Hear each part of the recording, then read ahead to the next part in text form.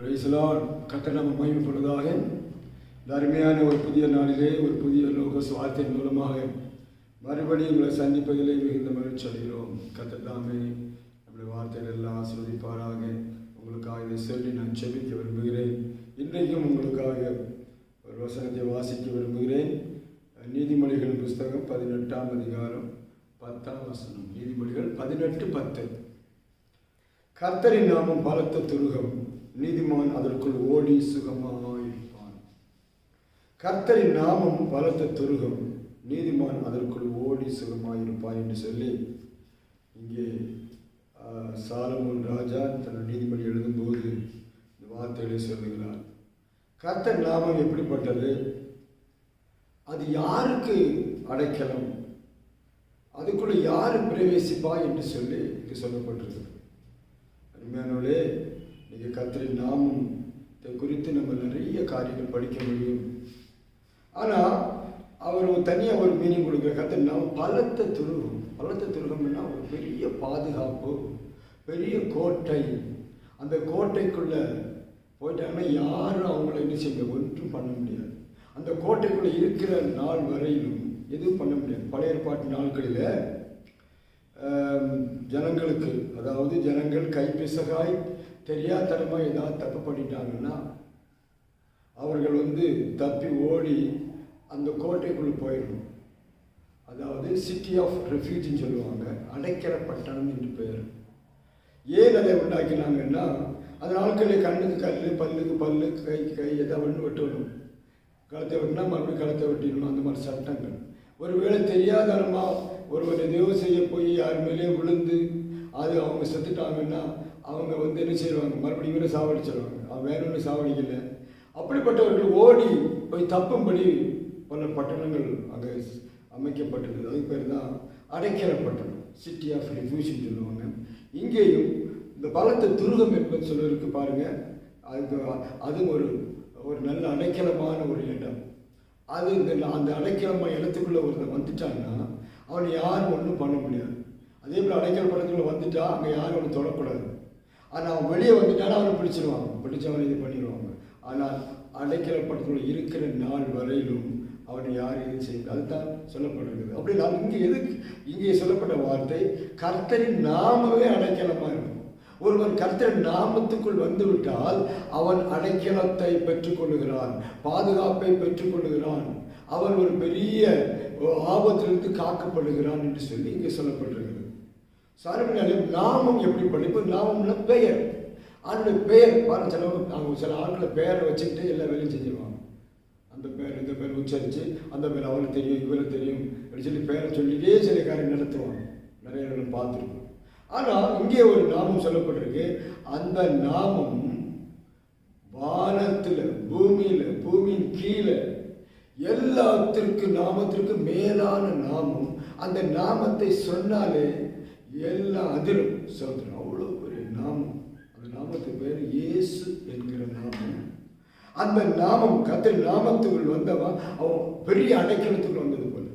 அவனை யாரும் எதுவும் செய்ய முடியாது.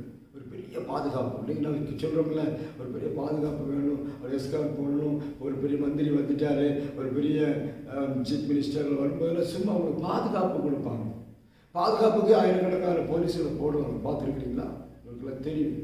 ஆனால் அந்த எல்லா பாதுகாப்பை காட்டிலும் கர்த்தரின் நாமத்துக்குள் இருக்கிறவர்களுக்கு பாதுகாப்பு அதிகம் என்று சொல்லப்பட்டிருக்கு.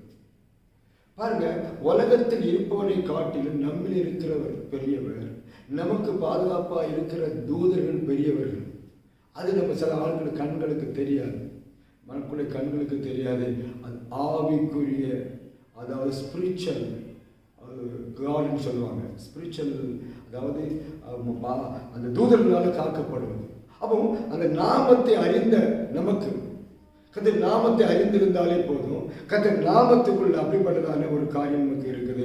அதுக்குள்ள ஓடி வந்துடணும். சோதரன், அதுதாங்க ஆசீர்வாதம். அப்போ அதுக்குள்ள யார் ஓடி வருவான்? எல்லாரும் ஓடி வர முடியாது. அங்கே என்ன சொல்லப்படுறது பாருங்க, அது யார்? நீதிமான் அதுக்குள் ஓடி சுகமாக இருப்பான். அந்த அந்த அந்த நாமத்துக்குள்ள ஓடி வருகிறவன் வழியில எவனும் கிடையாது. பாவிகள் வர முடியாது. உலகம் ஜனங்கள் பாருங்க, ஆர்டர் விட்டு இருக்கிறவங்க வர முடியாது. அவரை அறியாத. அப்போ நீதிமான், நீதியை செய்கிறவன், ஆண்டவருக்கு பிரியமாய் நடக்கிறவன், பரிசுத்தமாய் வாழுகிறவன் அதுக்குள்ள ஓடி போய் பாதுகாப்பாயிருப்பான். அதான் சொல்லப்படுது. இன்றைக்கு நமக்கு பாதுகாப்பு இல்லை. ஐயோ அந்த பிரச்சனை வந்துச்சு, இந்த பிரச்சனை வந்துச்சு, நம்ம சொல்லி கொண்டு இருக்கிறோம் அல்லவா, நமக்கு பாதுகாப்பு இல்லாத போல தெரிகிறது அல்லவா. அது காரணம் என்னன்னா, நாம ஓட வேண்டிய இடத்துக்கு இன்னும் ஓடவில்லை. எங்க ஓடணும்னா அந்த நாமத்துக்குள்ள வரணும். அந்த நாமத்தின் பாதுகாப்புக்குள்ள வரும்போது பாருங்க, இந்த உலகத்துல எல்லாரும் பாருங்க, இயேசுங்கிற நாமம் தான் எல்லா நாமத்துக்கும் மேலான நாமம் என்று சொல்கிறது. எல்லா நாமத்துக்கும் மேலான பாருங்க, அவர் தம்மை தாமே இயேசுக்கு தாழ்த்தினபடினாலே பிதாவை தெய்வம் எல்லா நாமங்களுக்கும் மேலான நாமம் கொடுத்திருக்கிறார். இன்னைக்கு இயேசு அப்படின்னு சொன்னாலே என்ன செய்ய, பிசாசுகள் அந்த ஈவில் ஸ்பிரிட்களை நடுங்கும்.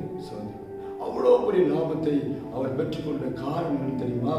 அந்த நாமம் அப்படிப்பட்ட அந்த நாமத்துக்குள்ளாக நாம் சுகமாயிருக்கும்படி ஓடி சுகமாயிருப்பான். அதுக்குள்ள ஓடுறவன் நீதிமான். இன்னைக்கு நீதிமான் எப்படி மாறுகிறான்? கர்த்தர் நம்ம நீதிமானா மாற்றுகிறான். அவர் எத்தனை நம்ம கழுவுகிறார். அப்படியே கழுவும் போது நம்ம நீதிமானாய் மாறுகிறோம். அப்படிப்பட்ட நீதிமான் தான் ஓடி போய் எங்க இருப்பான்? அவர் நாமத்தை உச்சரித்து அவருக்குள்ள இருப்போம். இன்றைக்கு வறுமையானவர்களே, பாதுகாப்புக்காக நீங்கள் ஏங்கி கொண்டிருக்கலாம். எங்களுக்கு பாதுகாப்பு இல்லை, எங்களுக்கு எதுவுமே இல்லை, எப்போ யார் என்ன பண்ண எங்களுக்கு தெரியாது, அவ்வளவு மோசமான நிலைமை இருக்கிறோம், எங்களுக்கு எந்த பாதுகாப்பும் இல்லை என்று சொல்லி நீங்கள் வருத்தப்பட்டு கொண்டிருக்கலாம்.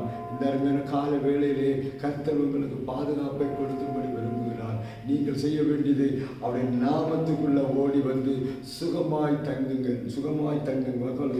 ஓடி சுகமாய் இருப்பான். சுகம் அவருடைய நாமத்திலே இருக்கிறது. அற்புதம் அவருடைய நாமத்திலே இருக்கிறது.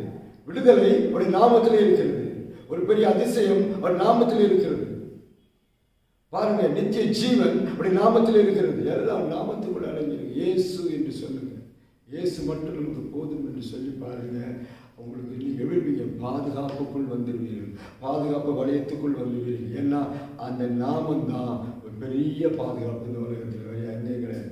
எங்கே பாருங்கள், பாதுகாப்பு கொடுக்கறதுக்கு யார் எவ்வளோ பெரிய பாதுகாப்பு கொடுத்தாலும் அது பாதுகாப்பாக இருக்காது. அந்த நாமத்துக்குள்ளே ஓடி வரும்போது தேவன் பாதுகாக்கிறார். ஏனென்றால் தேவன் காக்காவிட்டால் காவலாளி விடுத்திருக்கிறது விடுதான், தேவன் கட்டாவிட்டால் கட்டுரை பிரயாசம் இருந்தா என்று சொல்லி வேதத்தில் சொல்லப்படுறது. ஏனால் நமக்கு பாதுகாப்பு உங்களுக்கு வேணுமா? இந்த நாளிலே பாதுகாப்பு இல்லாமல் இருக்கிறீர்களோ? கர்த்தரின் நாமத்தை உச்சரித்து அவருக்குள் ஓடி சுகமாயிருங்கள். உங்களை அழைக்கிறார் ஆண்டவர். காலையில் நீங்கள் தேடுவீர்களா, வருவீர்களா என்று பார்த்து கொண்டிருக்கிறார். கர்த்தர் நாமத்தை உச்சரிக்கிற எவரும் ரட்சிக்கப்படுவார். கர்த்தர் நாமத்தை உச்சரிக்க எவனுக்கும் பாதுகாப்பு உண்டு. அதனாலே மறுபடியும் கர்த்தரின் நாமம் பலத்த துருகம். நீதிமன்றங்கள் ஓடி சுகமாயிருப்பான். நீங்கள் சுகமாயிருக்க ஓடி வந்து அவருக்குள்ள வந்து விடுங்கள், ஒப்புக்கொடுங்கள். நீங்கள் சுகமாயிருப்பீர்கள். கர்த்தர் உங்களையும் குடும்பத்தையும் ஆசீர்வதிப்பாராக. நான் உங்களுக்கு ஆச்சரிக்கிறேன். பிதாவை நன்றியோடு துதிக்கிறோம். இயேசுவின் நாமத்தினாலே இந்த அருமையான கால வேளையிலே உடைய பிள்ளைகள் அல்லவருடைய நாமத்துக்கு அறிந்து ஓடி சுகமாயிருக்க உதவி செய்யும். அல்லவரே, பட்ட கஷ்டங்கள் துன்பங்கள் எல்லாம் போதும். ஒரு பெரிய மாற்றத்தை இந்த காலையில் கொள்ளுங்க. நீர்தான் எங்களுக்கு பாதுகாப்பு, நீர்தான் எங்களுக்கு துணை என்பதை அவள் அறிந்து கொள்ள உதவி செய்யும். திறந்த மனதை கொடுங்க. பெரிய எந்த பிரச்சனை இருந்தாலும் பாதுகாப்பு ஆசை. இயேசு நாமத்தில் செபிக்கிறோம். கர்த்தர் உங்களை இந்த நாளிலும் புதிய நாளிலும் உங்களை ஆசீர்வதிப்பாராக. கர்த்தருடைய பலத்த துருகமாய் நாமத்தில் ஓடி வாருங்கள். ஆசீர்வாதத்தை பெறுங்கள், பாதுகாப்பை பெறுங்கள். கர்த்தர் உங்களை குடும்பத்தை ஆசீர்வதிப்பாராக. இன்னும் ஒரு லோக சுவாத்தியம் மூலமாய் சந்திக்கும் வரையிலுமாய் கர்த்தர் நம்மையும் குடும்பங்களை எல்லாரையும் ஆசீர்வதிப்பார்.